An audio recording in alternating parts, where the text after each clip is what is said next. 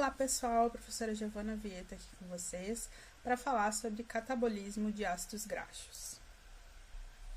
Então, as células podem obter combustível de ácidos graxos de três fontes: gorduras consumidas na dieta, gorduras armazenadas nas células como gotículas de lipídios e gorduras sintetizadas em um órgão para exportação a outro.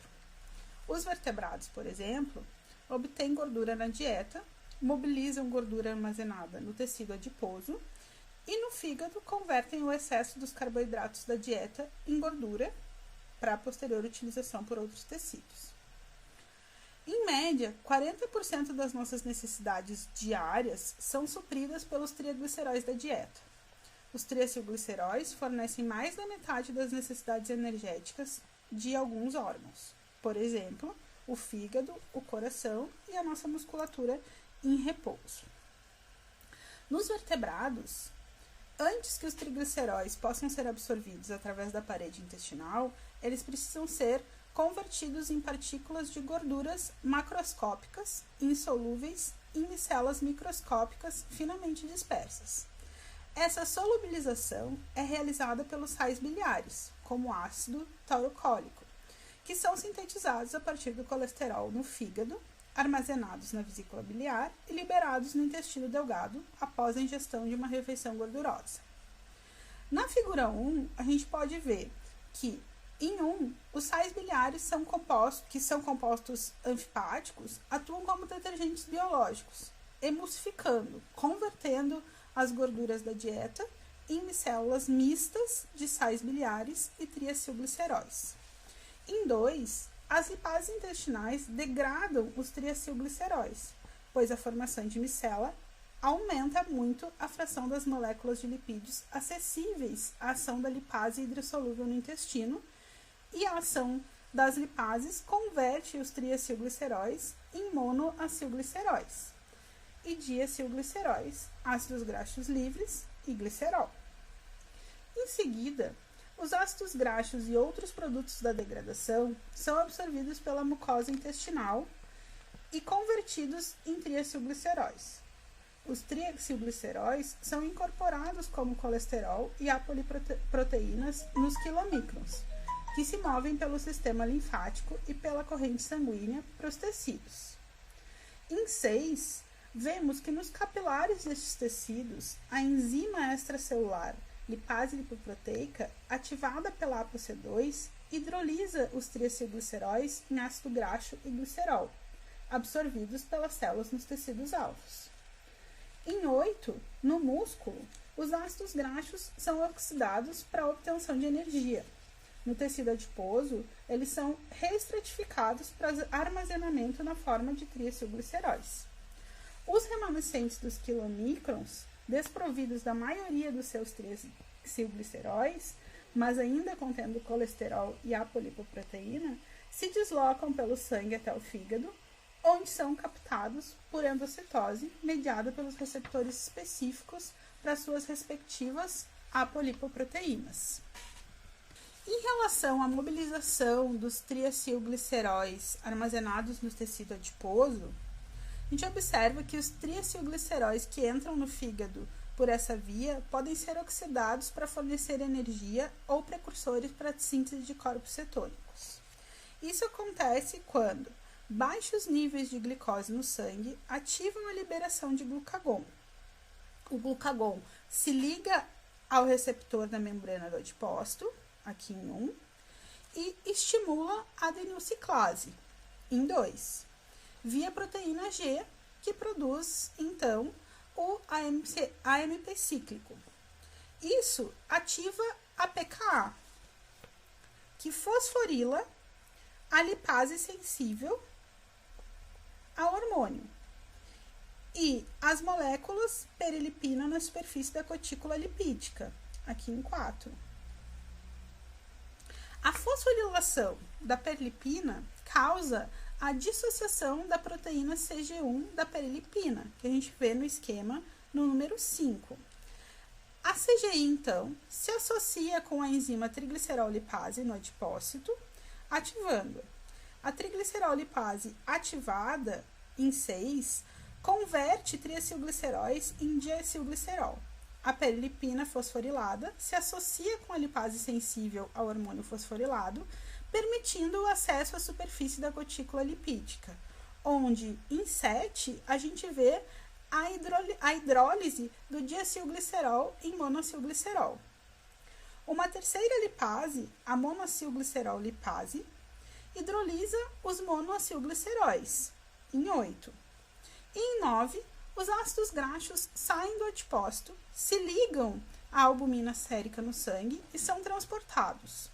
Eles são liberados da albumina e em 10 a gente vê a entrada em um miócito por meio de um transportador específico de ácido graxo.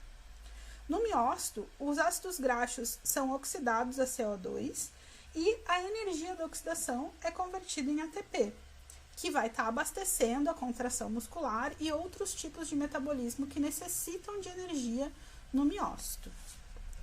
Outra via ainda é a entrada do glicerol na via glicolítica. Então, o glicerol liberado pela ação da lipase, ele vai ser fosforilado pela glicerol-quinase. E o glicerol 3-fosfato resultante vai ser oxidado a dihidroxicetona fosfato. A enzima glicolítica triose fosfato isomerase converte esse composto em glicerol 3-fosfato, que vai ser utilizado para a glicólise. Ainda, as enzimas de oxidação de ácidos graxos nas células animais estão localizadas na matriz mitocondrial. Logo, os ácidos graxos são ativados e transportados para dentro das mitocôndrias. Os ácidos graxos com comprimento de cadeia de 12 carbonos ou menos entram na mitocôndria sem a ajuda de transportadores de membrana. Aqueles mais longos, com 14 carbonos ou mais, que constituem a maioria dos ácidos graxos livres obtidos na dieta ou liberados do tecido adiposo, não conseguem passar livremente através da membrana mitocondrial. Primeiro, eles precisam passar pelas 3 reações enzimáticas do ciclo da carnitina. A primeira reação é catalisada por uma família de isoenzimas. Isoenzimas diferentes, específicas para ácidos graxos de cadeia carbonada curta, intermediária ou longa, presente na membrana mitocondrial externa. As acetil-CoA-sintetases catalisam essa reação geral aqui. Assim, as acil-CoA-sintetases catalisam a formação de uma ligação tioéster entre o grupo carbonil do ácido graxo e o grupo tiol da coenzima A, para produzir uma acetil-CoA graxo acoplado à clivagem do ATP em AMP e fosfato inorgânico. Essa reação ela vai estar ocorrendo em 2 passos e envolve o intermediário, que é o acil graxo adenilato.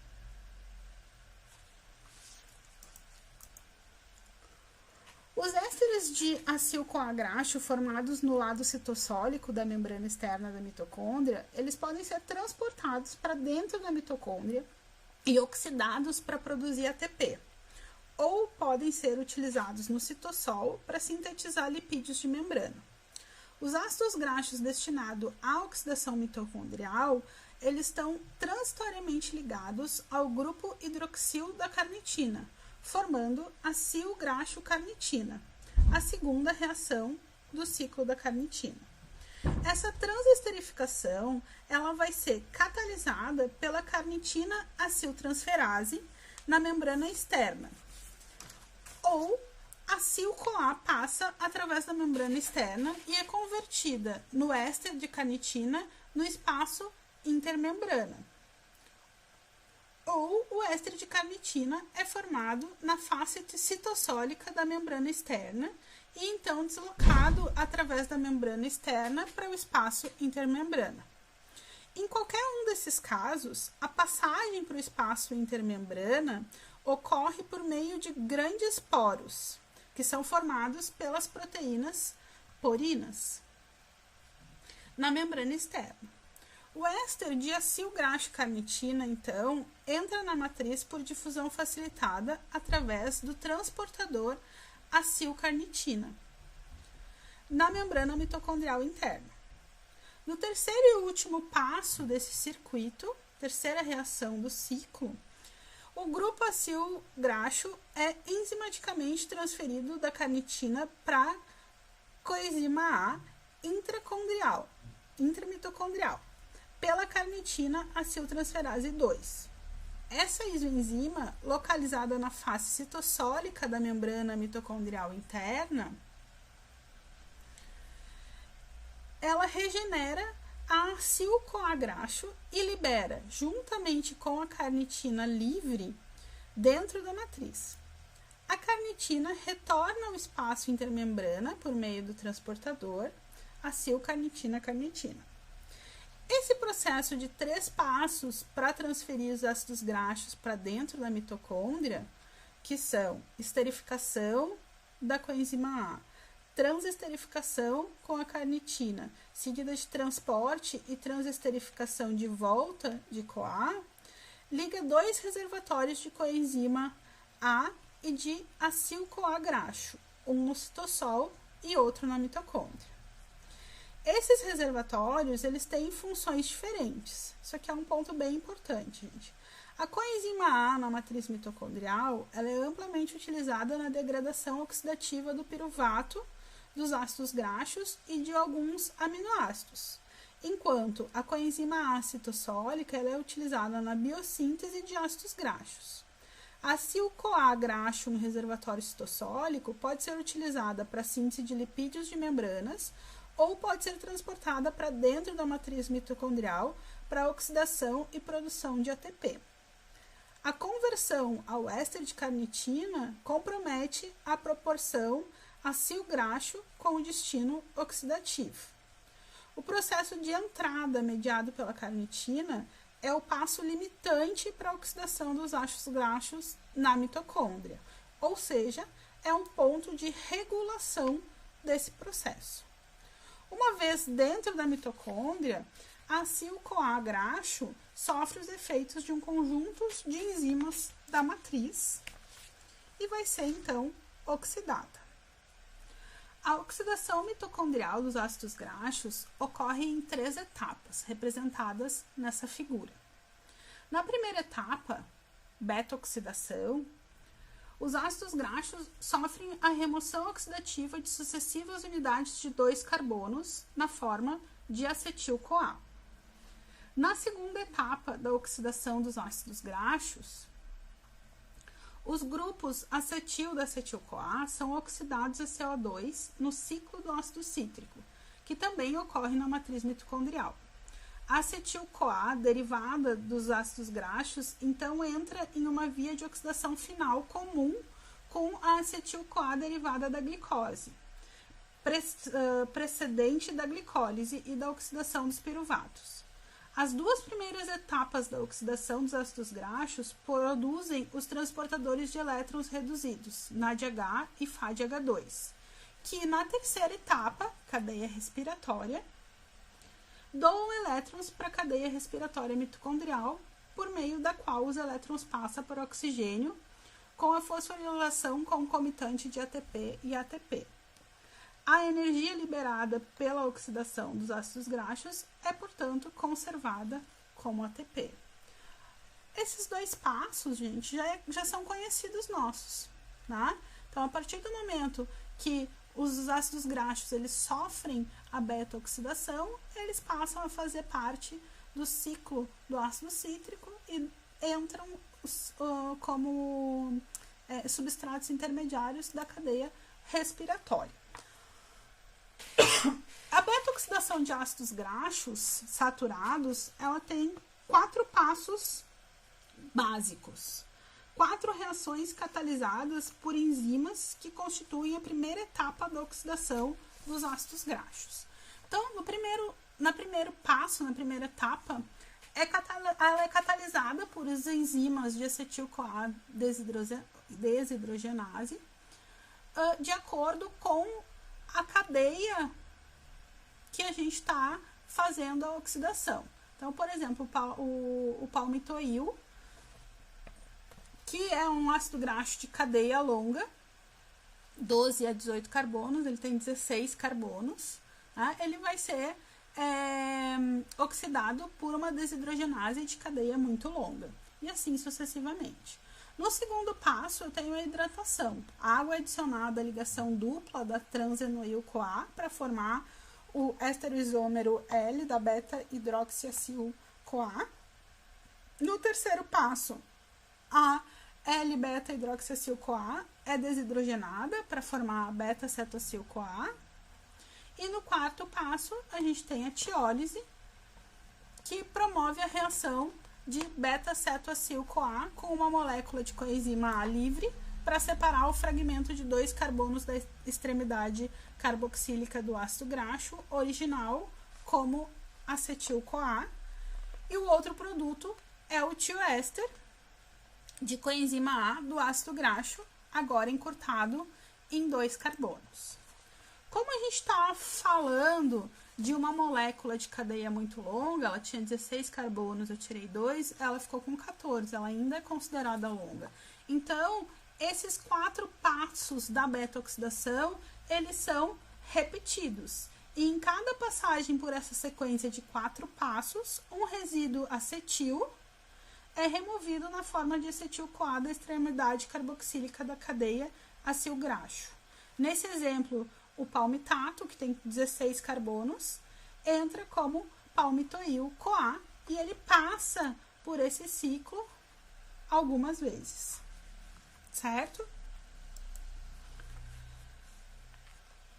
Em uma passagem pela sequência da beta-oxidação, uma molécula de acetil-CoA produzida a partir da oxidação dos ácidos graxos pode ser oxidada a CO2 e água pelo ciclo do ácido cítrico.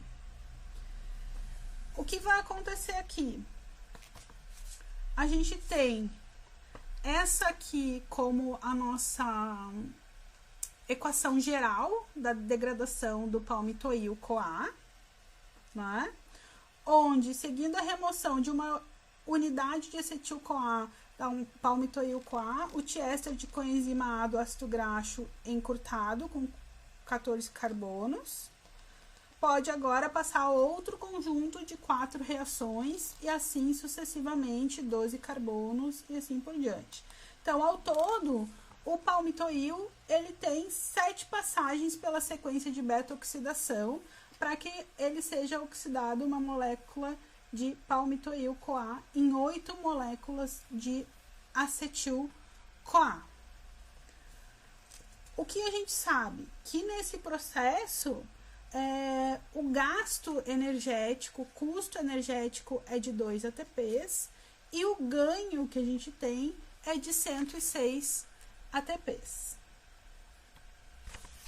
Ops, acho que eu passei 2. Aqui. A maioria dos ácidos graxos no triacilglicerol e fosfolipídios de animais e plantas é insaturado, tendo uma ou mais ligações duplas. Essas ligações estão na configuração cis e não podem sofrer a ação da enoil-CoA hidratase. Então, 2 enzimas auxiliares são necessárias para a beta-oxidação dos ácidos graxos comuns, uma isomerase e uma redutase, permitindo assim a reentrada desse intermediário na via da beta-oxidação e a sua degradação a 6-acetil-CoA. O resultado global, nesse exemplo aqui, é a conversão do linoleoil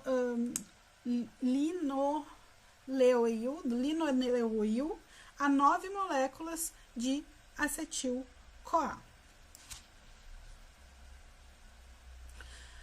Aqui, gente, eu trouxe para vocês um esquema que mostra a regulação dessa oxidação toda que a gente está vendo, tá? E ela está muito relacionada ao que a gente já viu da regulação de insulina e glucagon, tá? Então, quando a dieta disponibiliza uma fonte imediata de carboidratos como combustível, a beta-oxidação dos ácidos graxos ela é desnecessária, ou seja, ela é desativada. 2 enzimas são essenciais na coordenação do metabolismo dos ácidos graxos: a acetil-CoA carboxilase, ACC, primeira enzima da síntese dos ácidos graxos, e a carnitina aciltransferase 1, que limita o transporte de ácido graxo para dentro da matriz mitocondrial para beta-oxidação. A ingestão de uma refeição rica em carboidrato aumenta o nível de glicose no sangue e, portanto, vai estar aumentando a liberação de insulina. A proteína fosfatase, dependente de insulina, desfosforila a ACC, ativando-a. A ACC vai estar catalisando a formação do malonil-CoA, primeiro intermediário da síntese de ácidos graxos.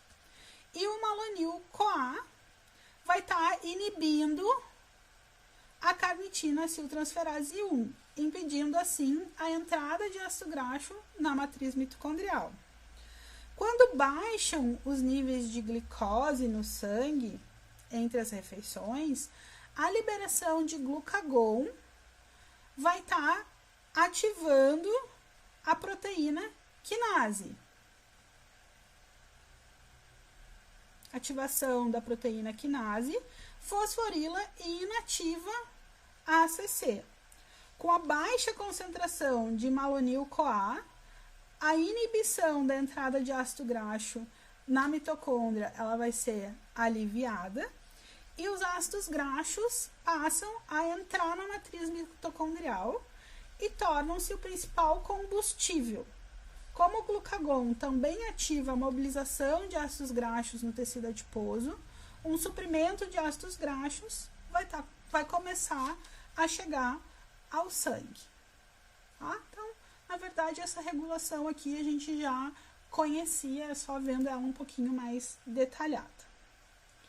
E aí a gente chega na produção de corpos cetônicos, que a gente também já discutiu em outro momento.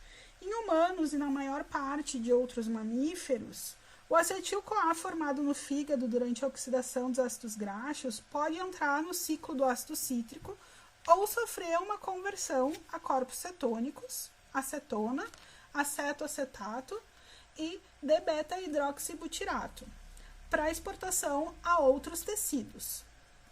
A acetona, produzida em menor quantidade do que os outros corpos cetônicos, ela é exalada. O acetoacetato e o d-beta-hidroxibutirato são transportados pelo sangue para tecidos extrahepáticos, onde são convertidos a acetil-CoA e oxidados no ciclo do citrato, fornecendo muito da energia necessária para o tecido esquelético, cardíaco e córtex renal.